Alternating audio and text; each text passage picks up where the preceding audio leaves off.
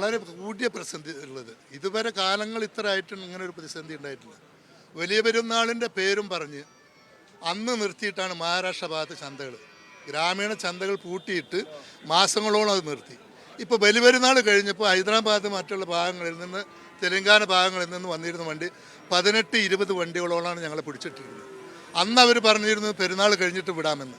ആ വിട്ടതാണ് ഇന്നലെ 18-20 വണ്ടി ഇവിടെ കർഷകർക്ക് കൊടുക്കുന്ന പോത്തും കുട്ടികളാണ് വിട്ടത്. ഗോമാതാവിൻ്റെ പേരും പറഞ്ഞ് പിടിക്കുന്ന കന്നുകളൊക്കെ പോത്തും എരുമകളാണ്, അല്ലെങ്കിൽ വറക്കപ്പെട്ട കാളകളാണ്. ഇത് ഇനിയിപ്പോൾ നിങ്ങൾക്ക് തിരിച്ച് കിട്ടുമോ? അങ്ങനെയാണ് തിരിച്ചു കിട്ടുമ്പം അവർ വലിയ ഫൈൻ ചേർത്ത് പിന്നെ കെട്ടിയിട്ടാണ് നമുക്ക് കോടതിയിൽ നിന്ന് നമുക്ക് റിലീസാക്കി തരിക. റിലീസാക്കി തരുമ്പം തന്നെ നമ്മളെ മുതലുകളൊക്കെ പാതി വിലക്കും ഇല്ലാത്ത രീതിയിലാണ് നമുക്ക് തിരിച്ചു കിട്ടുക. അതിന് നമ്മൾ കോടതിയിൽ വലിയ സംഖ്യ നമ്മൾ ഫൈൻ കെട്ടും വേണം. അതുകൊണ്ട് നമ്മൾ കർഷകർ, ഈ കന്നുകാലി കച്ചവടം എല്ലാവരും ഭയങ്കര പ്രതിസന്ധിയിലാണ് നമ്മൾ നിൽക്കുന്നത്. അതുകൊണ്ട് ഇതിൻ്റെ തീരുമാനം ഉണ്ടാക്കാൻ സർക്കാരിനോട് പറയണം. ഇതിപ്പോൾ ഒരു ഗുണ്ടായിസം രീതിയിൽ തന്നെയാണല്ലേ? ഇത് ഗുണ്ടായിസ രീതി എന്ന് വെച്ചാൽ ഈ കാലികളെ അവർ പിടിക്കുന്നത് അമിത ലോഡ് എന്ന് പറഞ്ഞിട്ട് പിടിക്കുന്നത്. അത് കോടതിയിൽ പോയാൽ എന്താ ചെയ്യുന്നത് വെച്ചാൽ കോടതി ചെറിയ ഫൈൻ കെട്ടിയിട്ട് കോടതി വിട്ടുതരും. പക്ഷേ ഇത് ഗോശാലി പോയിട്ട് ഗോശാലയിൽ ഒരു ഉരുവിന് 250 റുപ്യ ഒരു ദിവസത്തിന് വെച്ചിട്ട് കണക്കൂട്ടിയിട്ട് അങ്ങനെ കോടതിയിൽ കേസ് തള്ളി 6 മാസം 7 മാസം കൊണ്ടുപോവുക. എന്നിട്ട് ഒരു കാലിക്ക് നമ്മളേക്കുന്ന 60,000 റുപ്യ 70,000 റുപ്യ വീണ്ടും രണ്ടാമട്ടം ഈ ഗോശാലക്കാർ കൊള്ളടിക്കുക. ഗോശാലക്കാരാണ് വാങ്ങുന്നത്, ഇവരല്ല. കോടതിക്ക് അതിൽ തൊരാവില്ല. കോടതി നമുക്ക് റിലീസ് ചെയ്യാൻ വേണ്ടി പറഞ്ഞാൽ അവിടെ ചെല്ലുമ്പോൾ എന്തെങ്കിലും ഒരു കാരണം പറഞ്ഞിട്ട് അവർ തിരിച്ചു വിടും. വീണ്ടും കോടതിയിൽ നമ്മൾ അപ്ലൈ ചെയ്ത് അപ്പീൽ കൊടുത്ത് രണ്ടാമട്ടം കോടതി കേസ് വരുമ്പോൾ 2 മാസം 3 മാസം 4 മാസമാവും. ഈ 4 മാസമാകുമ്പോൾ ഒരു ഗുരുവിന് ഏകദേശം ഒരു ദിവസത്തിന് 250 വെച്ചാൽ മാസത്തിന് 7,500 റുപ്യയായി. 6 മാസത്തിന് ആ ഉരുവിന് പൈസ എത്രയായി? അങ്ങനെ ഞങ്ങളെ കൊള്ളടിക്കുക ആര്? ഗോശാലക്കാർ. അതിന് വേണ്ടിയിട്ടാണ് ഇവർ ഈ കാലികളെ പിടിച്ചെടുക്കുന്നത്. അതാണ് യഥാർത്ഥം. പിടിക്കുന്നത് ആരാണ് ശരിക്കും? അത് ഗോശാലന്റെ പേര് പറഞ്ഞിട്ട് ഇതിന്റെ ബിനാമികളെ തന്നെ പിടിച്ചുകൊണ്ടിരിക്കുന്നത്. ഇപ്പോൾ ചുരുക്കം നമ്മുടെ പാലക്കാട്, നമ്മുടെ കേരളത്തിൽ ഇതിനു മുന്നേ അന്യസംസ്ഥാനത്ത് ഉണ്ടായിരുന്നു. അനിമൽ ആക്ടിന്റെ ഒരു കച്ചവടക്കാരൻ കച്ചവടം ചെയ്ത് പരാജയപ്പെട്ടപ്പോൾ അവൻ അടുത്തൊരു മാർഗം കണ്ടത് ഡൽഹി പോയിട്ട് ഇതിന്റെ അനിമൽ ആസ്പിറ്റലിൽ പറഞ്ഞിട്ട് ഒരു പേരും പറഞ്ഞിട്ട് പാലക്കാട് അങ്ങനെ ഒരു ഗോശാല സ്ഥാപിച്ചിട്ട് ഒരു സ്ഥലത്തിൽ വെറുതെ ഒരു ബോർഡും വെച്ചിട്ട് അവൻ 2 ലോഡ് ഇപ്പോൾ പിടിച്ചിട്ടുണ്ടായി. ഇവിടെ കേരളത്തിൽ വാളയാറിൽ കേരളത്തിൽ നടന്ന സംഭവമാണിത്.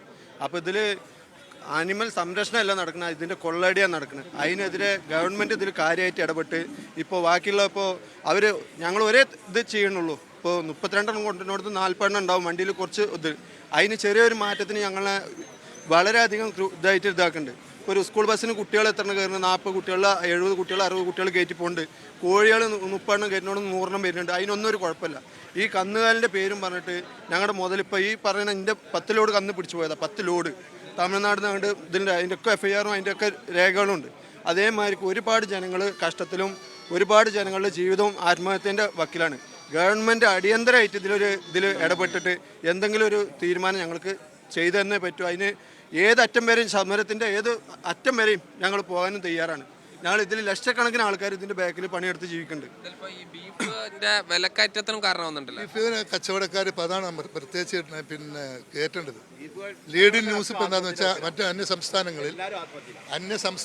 അന്യ സ്റ്റേറ്റുകളിലൊക്കെ അറവുശാലകൾ പൂട്ടിക്കഴിഞ്ഞു. കാരണം അവന് അറക്കാൻ മുതൽ കിട്ടാത്തൊരവസ്ഥ. ഇപ്പോൾ ആൾക്കാർ പറയുന്നത് 450-500 ഇറച്ചി വിറ്റാൽ ഇവിടെ അറിയില്ല. ചന്ദ്രാവസ്ഥ കണ്ടില്ലേ? ഇന്ന് വന്നെങ്കിൽ 2 ലോഡാണ്. ഇവിടെ വരുന്നത് 20 ലോഡ് 25 ലോഡ് കന്നിലേക്ക് 2 ലോഡാവുന്നു. ഈ 60 സാധനം കിട്ടാത്തതിൻ്റെ പേരിൽ അതിപൂർവകരമായ വിലക്കയറ്റമുണ്ടായിരിക്കുന്നു. സാധാരണ വില, കാരണം ഇവരിത് കൊണ്ടുപോയിട്ട് അർത്ഥം പോലാത്തൊരവസ്ഥ. മിക്ക ജില്ലകളിലും അറവുശാല പൂട്ടിയിട്ടുണ്ട്. ഇപ്പോൾ ഈ ബംഗാളിൽ പ്രത്യേകിച്ച് അവിടുത്തെ നിയന്ത്രണം വന്നതോടുകൂടി അവിടെയുള്ള ആളുകൾ പറയുന്നത് ഇതിനൊരു ദേശീയ മൃഗമായി പ്രഖ്യാപിച്ച് ആരും അറക്കണ്ട എന്നുള്ള രീതിയിലേക്കാണ്. അവിടെ ഒരു പ്രതിരോധത്തിൻ്റെ മാർഗമാണ്. നിങ്ങൾ അങ്ങനെ ഏതെങ്കിലും തരത്തിലുള്ള ഒരു പ്രതിരോധം ആലോചിക്കുന്നുണ്ടോ? ഇന്ത്യയിലെ ലക്ഷോപലക്ഷം ആളുകൾ ഈ തൊഴിലെടുത്ത് ജീവിക്കുന്നവരാണ്. ഇത് ദേശീയ മൃഗമായി പ്രഖ്യാപിച്ച് നിർത്തലാക്കിയാൽ ഈ പാവപ്പെട്ട നിരക്ഷരായ സമൂഹത്തിന് എങ്ങനെ ജീവിക്കാൻ കഴിയും? കേരളത്തിൽ തന്നെ 2 ലക്ഷത്തോളം പേർ ഈ തൊഴിലെടുത്ത് ജീവിക്കുന്നവരാണ്. ഗ്രാമീണ കർഷകർ പുറമെ, ക്ഷീരകർഷകർ പുറമെ, ഒരു പശുവിൻ്റെ പേരിലാണ് ഈ തടുക്കുന്നതെങ്കിൽ ഗ്രാമീണ ക്ഷീരകർഷകർക്ക് പശു വിൽപ്പന നടക്കുന്നത് ഈ ചന്തയിൽ വെച്ചുകൊണ്ടാണ്.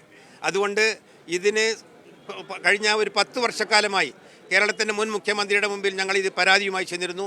പുതിയ പ്രതീക്ഷയുള്ള ഒരു ഗവൺമെൻറ് എന്നുള്ള നിലക്ക് ആ ഗവൺമെൻറ്റുമായി ഞങ്ങൾ ഈ നിവേദനവുമായി പോവുകയാണ്. അടിയന്തരമായി മറ്റു സംസ്ഥാന ഗവൺമെൻറ്റുകളുമായി ബന്ധപ്പെട്ടുകൊണ്ട് കേരളത്തിൻ്റെ ഒരു ഭക്ഷ്യ കാർഷിക വസ്തു എന്ന നിലക്ക് ഇതിനെ സംരക്ഷണം നൽകാൻ ആവശ്യമായ നടപടികൾ ആവശ്യപ്പെട്ടുകൊണ്ടാണ് ഈ പ്രതിഷേധ സമരം ഇന്ന് സംഘടിപ്പിച്ചിട്ടുള്ളത്.